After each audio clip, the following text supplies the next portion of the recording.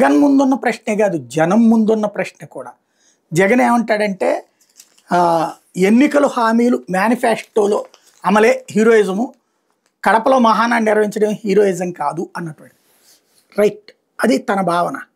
మరి నవరత్నాలు అన్నటువంటిది హామీ ఇచ్చాడు, తొలి ఏడాదే అన్నీ అమలు చేశాడు. తర్వాత 2 సంవత్సరాలు కరోనా టైంలో కూడా ఏ నవరత్నాన్ని ఆపేయలే, ఏ నిధులు ఆపేయలే. 2 సంవత్సరాలు సంక్షోభంలో ఉన్నప్పుడు కూడా. ఆ తర్వాత 2 ఏళ్ళు కూడా ఎప్పటికప్పుడు డబ్బులు ఇస్తానే వచ్చాడు. సంక్షేమం ఏనాడు ఆపలేదు జగన్మోహన్ రెడ్డి. ఓ రోజు అటు ఇటు అయింది తప్పించి. కానీ ఓట్లు ఎందుకు వేయలేదు జనం? ఎందుకని ఓడగొట్టారు జనం?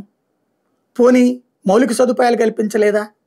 ఖచ్చితంగా ప్రతి ఊర్లో రైతు భరోసా కేంద్రం, ఆసుపత్రి, అలాగే సచివాలయం, ప్రతి ప్రాంతంలో సచివాలయం.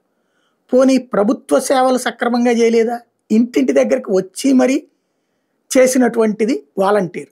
అట్లాగే ఇంటింటి దగ్గరికి వచ్చి మరీ వైద్య సేవలు అందించారు డాక్టర్లు.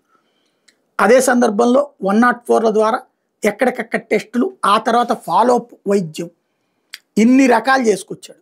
అయినా జనం ఓడగొట్టారు. మరి అట్లాంటప్పుడు ఈ ప్రభుత్వం చెయ్యాలని రూల్ ఎక్కడ ఉంటుంది?